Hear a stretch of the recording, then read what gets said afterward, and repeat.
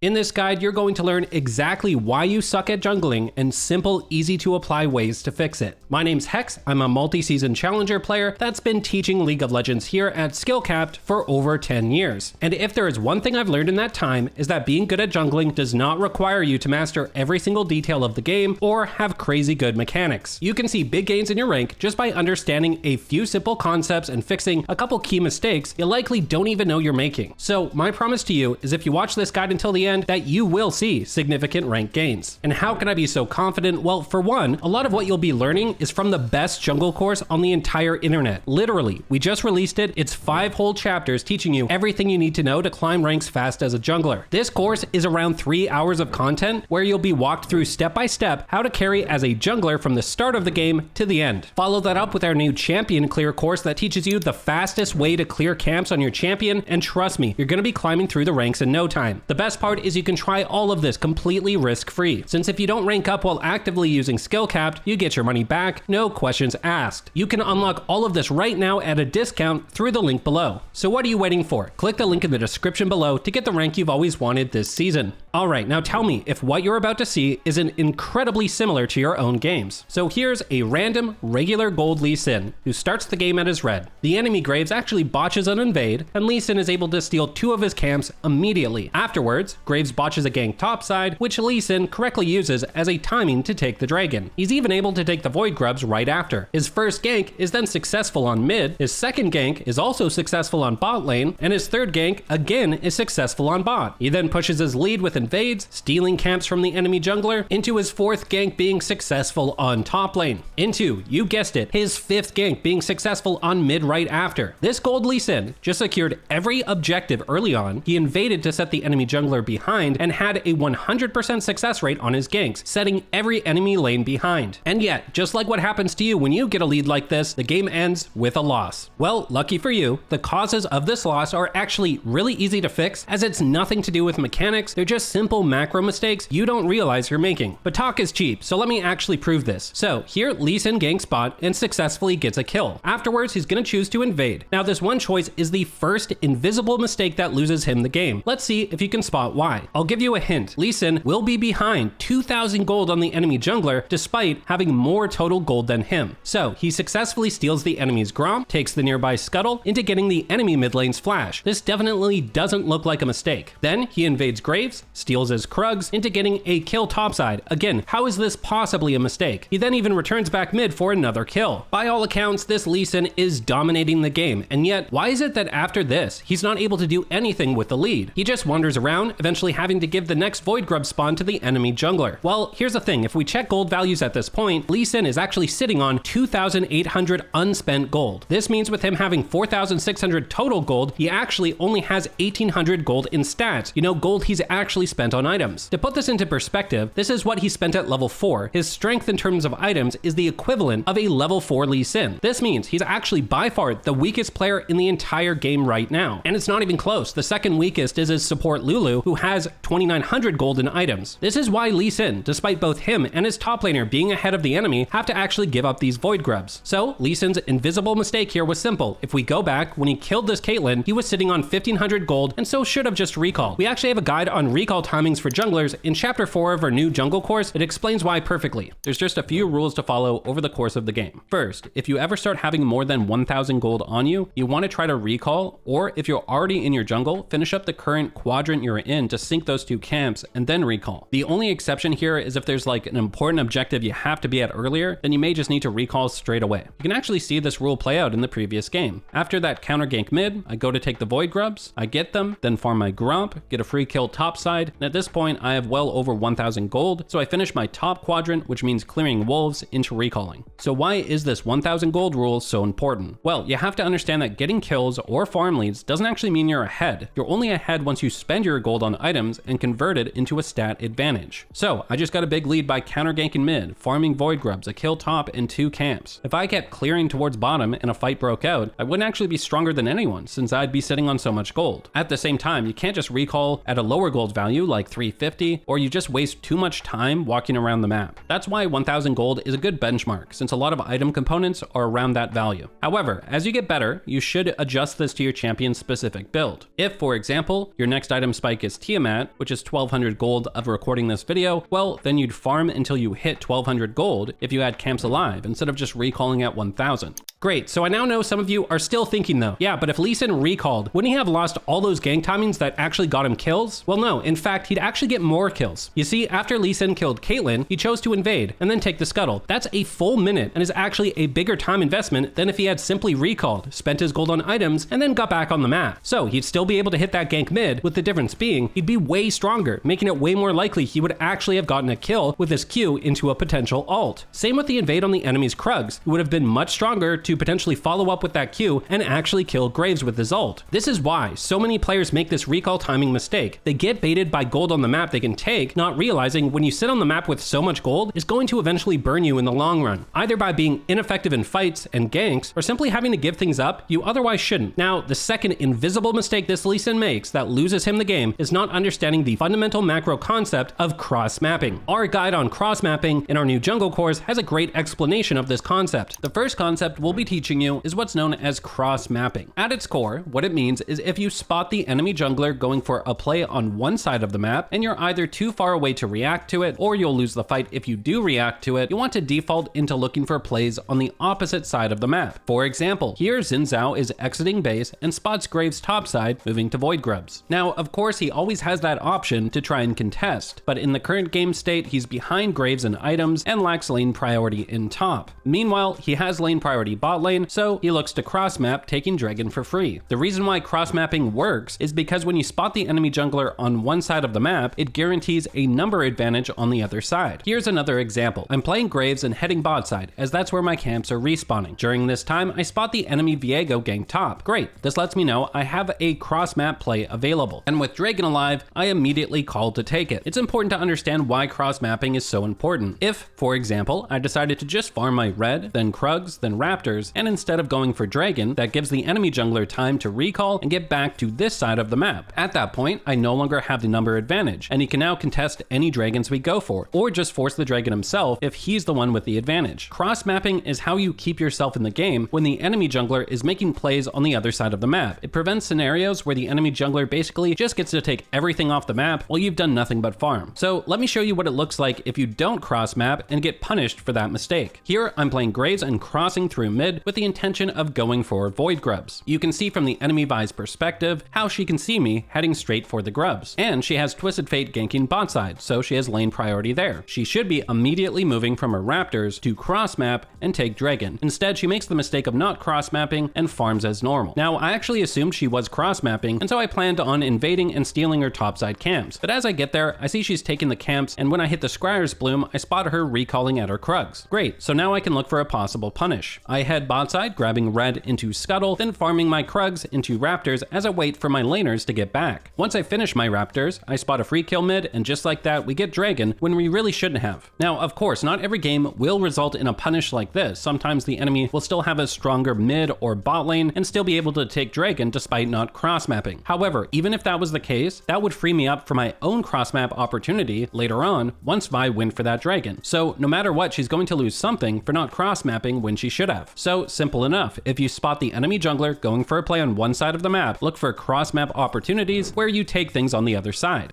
So what's crazy is that Lee Sin is in almost an identical scenario to what we just taught you. He's behind an item since he hasn't recalled, so he's weaker than the enemy Graves. And if we look topside, Set is low in health, so we're going to lack lane priority there for any Void Grub fight. And yet, despite literally seeing Graves run topside to the Void Grubs, Lee Sin simply isn't aware of the cross-mapping concept and doesn't know he should be taking Dragon. So he ends up doing exactly what you don't want to do, just farming while the enemy is taking objectives off the map. And now, despite Lee Sin finally recalling to spend his gold, by the time he gets back bot side, Graves, along with the rest of his team, is now in position to contest the Dragon. This is the problem with missing your cross-map window. Suddenly, that free objective no longer becomes free. And if we go back, you can see the problem Lee Sin is in now, after he recalled when he's getting back onto the map. It's gonna feel pretty bad to just head to the top side of the map. He'd potentially just be giving up Dragon. So basically, missing your cross-map window will mean you're feeling pressured to take these coin flip, even numbered teamfights around the objective that's still alive. In this case, Lee Sin gets hard punished by getting chunked out super low in health. which means he can't react or be in position to now contest the enemy taking the topside Rift Herald. This is despite his top laner being 2,000 gold ahead. Lee Sin has to give up the Rift Herald to the enemy and just watch as Set gives up his shutdown. All of this could have been avoided if he had just recognized that cross-map opportunity to take the dragon when Graves went topside. He could recall after and then look to play around the top side of the map, since that's where his winning lane is, looking to pressure that Rift Herald when it spawns. Instead, he loses the Void Grubs for free and loses the Rift Herald for free after. And this is a perfect transition to the next invisible mistake junglers make. They play around their losing lanes. So, I want you to take notice of something that's really interesting. Throughout this game, whenever Lee Sin successfully ganked a lane, it's always a lane of his that was losing. The first gank was on Malzahar, who was in the middle of killing Yasuo. The next gank was on Seraphine, who just successfully killed his bot lane, along with Caitlyn shortly after, who again had just killed his bot. Then he had a successful gank top, where Skarner was actually going to win a fight against a low health Set, and then got a gank on mid, where Malzahar was pushed up, crushing his Yasuo. Here's the thing, these ganks are not the invisible mistake. Often in the early game, the best ganks you're gonna get are on low health enemy laners that are overextended. The invisible mistake is instead that this Lee Sin literally has no idea how to execute any other gank besides a gank on a low health overextended lane. This is a huge problem once the mid game hits, which is when turret plates fall at 14 minutes, as players now have had time to snowball on their laners and are able to move around the map more freely. So at this point, your job as a jungler is to identify your winning lanes and your losing ones. You'll play around your winning lanes and avoid the losing ones. You can see how Lee Sin makes this game losing mistake as soon as the mid game hits. In the next 3 minutes, he's literally going to waste 2 minutes of it trying to force plays around his losing bot lane. Meanwhile, during this entire time, he had a top laner who's 2,000 gold ahead, a clear winning lane he should be playing around. Now, you're probably wondering, okay, well then how do you even gank a winning lane? Well, there are 2 ways of doing it: tower dives and invading/hovering. And surprise, surprise, our jungle course has a great guide explaining tower diving as a jungler. Tower diving is an incredibly powerful gank, since not only does the enemy die, but they lose a massive amount of minions to the tower at the same time. Here's the thing, whenever you cross map, you often have to be on the lookout for possible tower dives on your side of the map, since the enemy jungler can't get there in time to defend it. Let me show you an example. So here I'm heading onto the map and I spot the enemy Brand topside at his Krugs. Afterwards, I see him looking to gank top. Great, I'm in position to cross map and take the dragon bot side just like we taught you. Here's the real lesson though. Notice how after I take the dragon, I have a wave crashing bot side. Well, my bot lane is ahead, and you can see how easy it can be to just tower dive on that crash and burst down the enemy AD carry. Same idea here. I was able to spot Brand going for a gank top early, so I went to cross map and invade his jungle. And with my bot lane already ahead, I knew we had a good dive possibility. A nice trick is if you're sure on doing the dive, you can just pull the wave like this and start to clear it. It helps get the tower dive to hit faster, since your incoming wave won't get stuck on the minions and you have to wait for your AD carry to then clear it. Isolating your winning lane by cross mapping and then invading to enter into vertical jungling like we taught you sets up these really punishing tower dives quite often. This is also why it's so important, just like we taught in the last video, you don't want to end up isolating a losing lane. As you can see, how Brand then tries to respond to our tower dive with a gank of his own, but Rumble is too far ahead to force a gank like this on him, and it goes horribly wrong. Same concept here. I spot Viego ganking top, so I look to cross map by invading and stealing his cams. It just so happens I spot the enemy AD carry alone, so I wait in this brush to see if I can spot the support coming back to lane. It's important to note, I would not force a tower dive here, since my lane is not far ahead, and there's no health advantage. I'm simply looking for a pick on their support when he comes back to lane. Sure enough, I'm able to, and so with the enemy support level 5 and low in health now, the tower dive is possible. A bit closer than we'd like, but that's to be expected if you're trying to tower dive a lane that isn't already fed. Great, so you're probably thinking, I can't tower dive in my games, my teammates will mess it up, or I just don't know how to do it properly. Well, there are a couple tips to fix that. Firstly, you absolutely need a wave so you can walk in close on the enemy while the wave tanks the turret. Remember, the turret won't focus anyone until they damage the enemy, so you just walk at them, and once everyone is in position to all damage them at the same time, that's when you pull the trigger and actually auto attack them. This is important to do because otherwise you have to rush the tower dive if you have no minions, which means you'll be taking turret shots way earlier, making it much harder to survive the dive, and just more likely for it to go wrong. Now, to go back to the previous clip, usually the rule is that the champion with the least amount of damage per second takes turret aggro first, assuming everyone is near the same HP level. In this case, it should be Janna, as after she casts all her spells, she will have the least amount of damage. This means in theory, she can pull aggro, cast all her spells, then just focus on moving to the edge of the turret's range and walk out of it when she can't take any more damage. In solo queue though, you can't rely on teammates to know this. So here's what I recommend you do instead. You want to start by walking under the tower, and once you feel like everyone's in position to one-shot the target, then you go for it. If you happen to be the one who pulls aggro, then you just run out of the tower range right after you put all your spells on cooldown. Now, I want to be clear, I'm not saying just because you're cross-mapping, you should be tower diving. You have to be confident your laners already have a big lead or the enemy is low enough you can just instantly burst them. For example, here I thought I was entering a cross cross-map scenario, as I spotted Brand earlier heading into my jungle. You can even see I'm stealing his Krugs, I'm backpinging my camps, letting my team know I believe he's there. And just like we taught you, I'm looking at that isolated top lane to see if there's a tower dive chance. Well, my laner not only has a big HP lead, but a level lead. Great, this should be a really easy dive when the wave crashes. So just as we taught, I wait for the wave to crash and then I'll walk in. Surprisingly, Brand shows up. Turns out he actually recalled in my jungle instead of stealing my camp, so we simply call the dive off and walk away. So do keep in mind, even if you're looking to set up a dive, if anything changes or doesn't feel right at any point, you can just back off and walk away. This is why I recommend at first you only tower dive an enemy that's low on health, so you can be sure that you can walk in with the wave and burst them by yourself without the help of your teammates. Then as you get more confident doing that, you'll naturally start diving at higher health levels, recognizing that it's possible. Also, because of how risky tower diving can be, you don't ever want to tower dive unless you're cross mapping, or you have to know for certain where the enemy jungler is to guarantee he's not going to be able to counter gank you, as getting counter ganked on a tower dive is the easiest way to give an enemy jungler a free triple kill.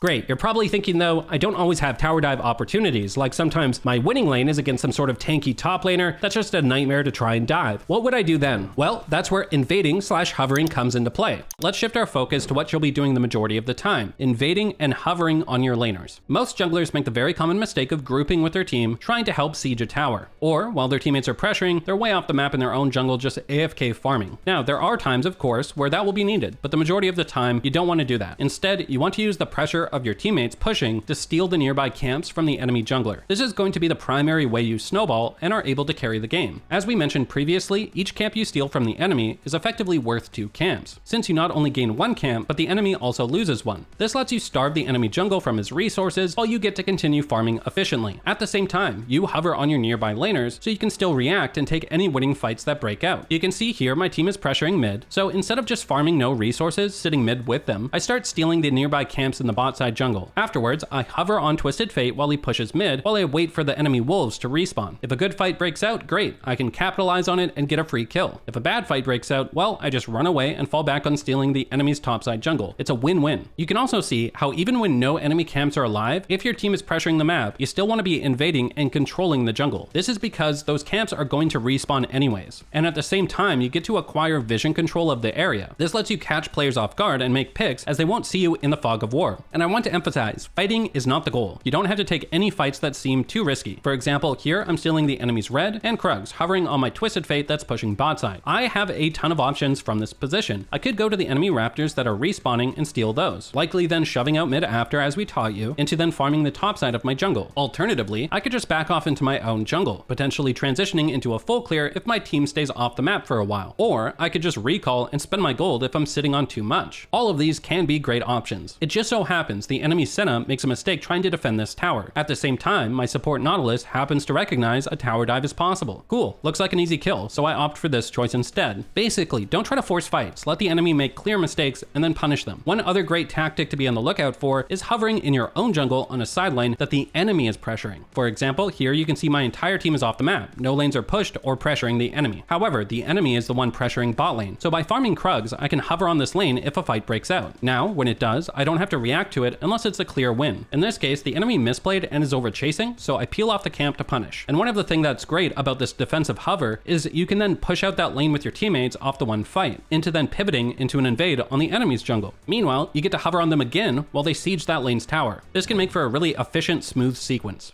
Okay, so now let's see if we can apply that to Lee Sin and see what he could have done instead of wasting his time playing around his losing bot. So instead of heading bot side here, he could have chosen to head top side to play around his winning lane. Let's see what he would have got instead. Well, the enemy Skarner is low on mana with a low health tower. There's definitely a potential tower dive here with Set, or simply focusing the tower down into killing Skarner after. There's a nearby Krug camp alive that he could have stolen from the enemy. Remember, stealing camps is always worth twice as much since you're denying it from the enemy jungler. The Rift Herald spawned shortly after, so he could have potentially taken that with his winning top, and the Raptors spawned shortly after too, potentially letting him steal those. At the same time, Skarner did eventually overextend and push up after his tower was destroyed, so it's possible another kill would have been available. Or he simply could have had a kill on the Graves when he moved topside with the lane priority he had in top lane from his set. Now, I'm not saying all of this would have 100% happened, but you can see all the opportunities were still there, and it most definitely would have netted a way better outcome than just wasting time around the losing bot lane. Now, still, despite all these mistakes, because it's good old low to mid elo solo queue, the enemy still made mistakes, and Lee Sin was able to keep himself in the game and still could have won. Well, that is until he made the next two invisible mistakes that were the nails in the coffin. So, the first mistake is not understanding the basic macro flow of the mid to late game and how this will dictate what you should be doing as a jungler. We have two guides in Chapter 5, the mid to late game section of our new jungle course, that explains this perfectly. Well, you need to understand mid game macro is primarily defined by three zones in the side lanes: the collection, neutral, and pressure zones. When minion waves are in your collection zone, a player on your team will need to move there to farm the wave to make sure you're not missing out on the golden experience by having the minions die to your tower. Then, ideally, that player will then push all the way through the neutral zone into the pressure zone. So, what happens then? Well, that question is easiest to answer if you actually flip the zones around and view it from the opponent's perspective. The pressure zone you push the wave into is the enemy's collection zone. By pushing the wave there, it forces the opponent to respond to the wave and farm it unless they want to also miss valuable golden experience to the tower. When you push a wave to an enemy's collection zone, there's three main macro tactics that are then used. The first is pushing into roaming. You can see here, Poppy is in the pressure zone. Once she crashes the wave on the tower, this gives her a timing window to pivot off and roam on the enemy. Here's another example. The enemy Kennen pushes to our collection zone. We come to pick up the wave as Ornn and start pushing back. In this case, we stop at the neutral zone as not to get caught out over pushing. This is fine to do as over time, it will still push into the enemy's collection zone. You can see how this now forces the enemy Kennen to react to the wave being in their collection zone. Now, with Kennen lured away, we can start a fight guaranteeing we have the number advantage. The second tactic is to push into farming the enemy's jungle. Here, Poppy pushes the wave into the pressure zone, lures the enemy Trundle top to pick up the wave, and then uses that timing window to steal the enemy's red that's spawning. After this, they're back to pushing into the pressure zone. Trundle comes to collect, and now we're off to steal the enemy's raptors. And finally, there's pushing into taking the tower. Here, Trundle pushes the wave into the pressure zone, but nobody from the enemy reacts. When this happens, you want to punish them by taking the tower. It's very important as a jungler to understand these three zones, as that's what will be dictating how laners will be moving in the mid to late game. At the same time, it's going to be key to be able to implement a variety of macro tactics we're going to be teaching you, on top of the fact that you'll actually learn how you too can use these zones as a jungler.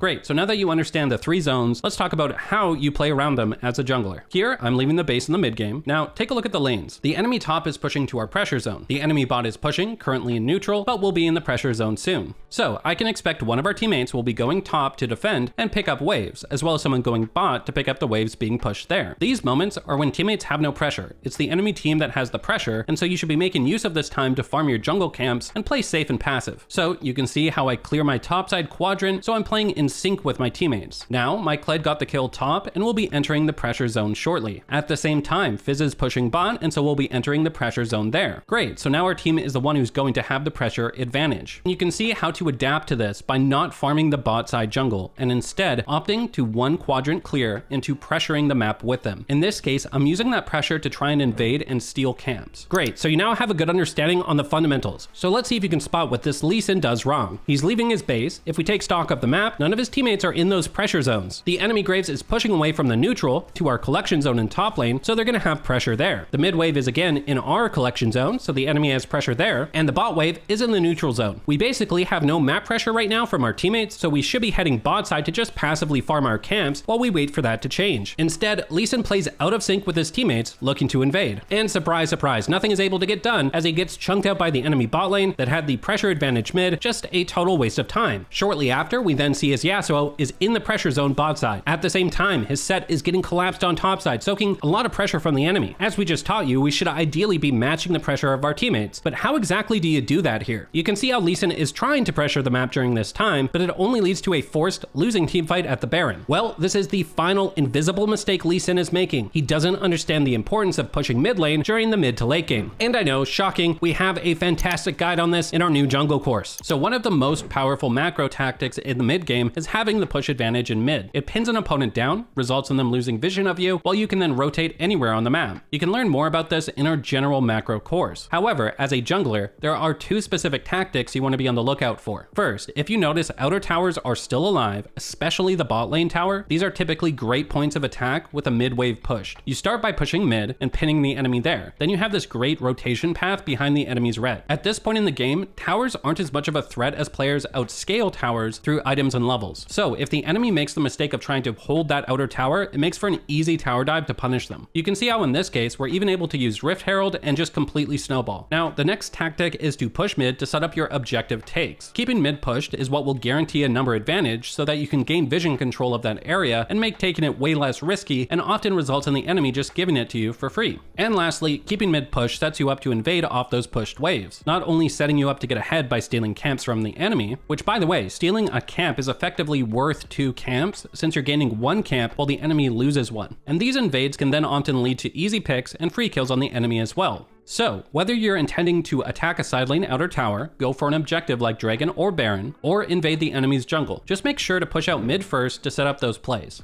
Okay, so let's take a look at how Lee Sin could have applied this in this game to turn it into a win. Again, when Lee Sin leaves base here, we already covered how his team is off the map, and so he should be farming his bot side. Well, if he had done that, he would have had a great timing to then get control of mid lane with his AD carry as he came out of the base. Since the enemy actually invested 3 players bot side, that would mean he would have the number advantage mid to gain the push advantage and pin the enemy bot lane to their tower and regain map control. Instead, he just got chunked out awkwardly, playing out of sync with his teammates. You can see the results of this after. The enemy bot is able to be the one with the push advantage mid when they really shouldn't have any right to do this. This then gave the enemy map control again, and you can see the enemy jungler making perfect use of this concept to get the top tower and get a pick on set. That literally would have been Lee Sin instead. If he had just focused on that simple macro concept of pushing mid, he'd be the one with control topside around Baron, being able to collapse on the enemy Skarner instead with a number advantage. Instead, you can see how hard it is to regain map control when your mid wave is pushed in. You're always going to be late to fights while also face checking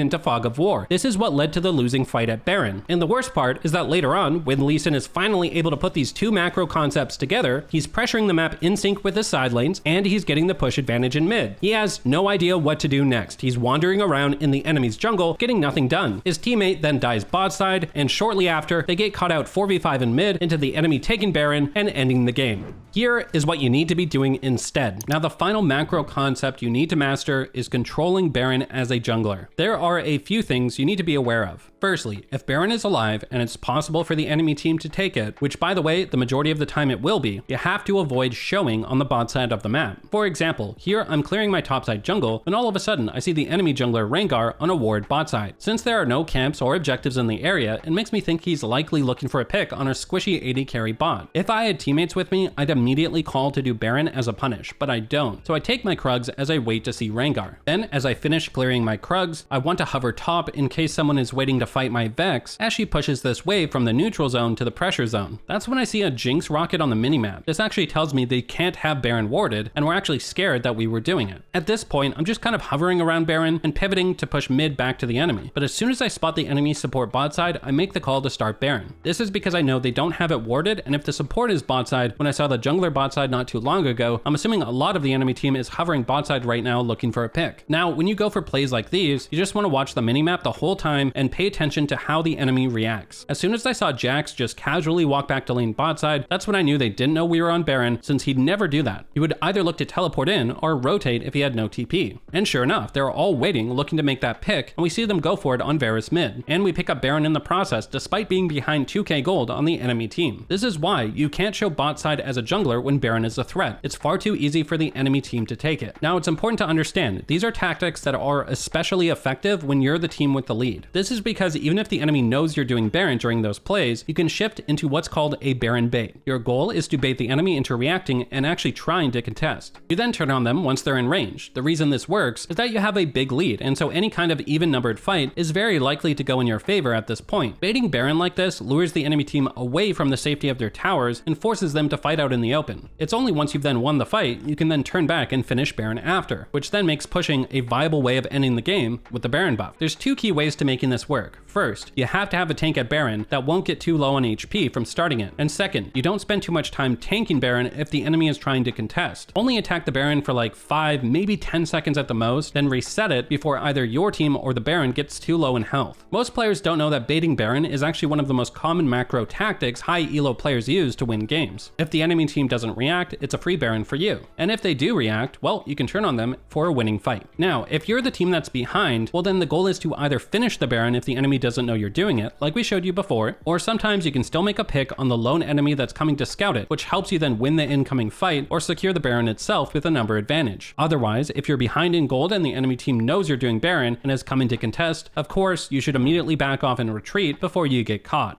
What you just learned is nearly identical to the situation Lee Sin was in. You can see here, after you push mid, the goal should be to threaten a potential Baron take. We can even see the enemy ended up making the mistake of sending 3 bot, one of them being the jungler, setting up a perfect Baron take as a punish for Lee Sin, just like in the guide. If the enemy doesn't have it warded, which by the way, this game they didn't, well, it's often a free Baron for you. At the same time, if they do contest, you'll often get picks due to them contesting out of sync, where 1 or 2 champions are way ahead of the rest, vulnerable to you killing them. And if none of that happens and the enemy does perfectly contest you at Baron, cool. Nothing lost, you just back off. And if somehow that did happen in solo queue, well, Yasuo, who's level 15, would be in a side lane against a level 11 Caitlyn, likely solo killing her during this time and taking the tower and inhibitor. Or like most Yasuos, maybe he'd find a way to get himself killed. Regardless, not threatening Baron off the mid push was the final invisible mistake that costed him the game in the end. Now, you're probably wondering, how in the world could we have shown you so much of our new jungle course in this guide? Well, it's because what you just watched is really only scratching the surface, as our brand new jungle course is quite literally the largest, most comprehensive course we have ever created at Skillcapped, with around 3 hours of content where you'll be walked through step by step how to carry as a jungler from the start of the game to the end. Pair that with our new champion clear course that teaches you the fastest way to clear on your champion, and trust me, you're going to be climbing through the ranks in no time. And the best part is you can try all of this completely risk-free, since if you don't rank up while actively using Skillcapped, you get your money back, no questions asked. You can unlock all of this right now through the exclusive discount you can only unlock through the link below. So, what are you waiting for? Click the link in the description below to get the rank you've always wanted this season. Alright, and that will do it for this one. We here at Skillcapped want to thank you for watching, and we'll catch you in the next one.